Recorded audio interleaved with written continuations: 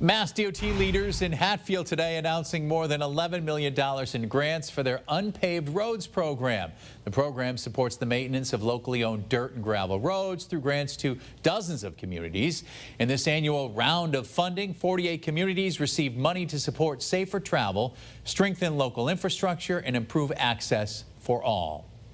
So something that happened a few years ago is that some of our friends in the legislature, Senator Comerford, Rep. Blais, Rep. Sabadosa, approached Mass DOT and said, hey, what can we do about unpaved roads? And we worked really closely with them to develop this program, and they engaged their colleagues in the legislature to really make sure that we had the right funding for it. And then today we announced our inaugural grant.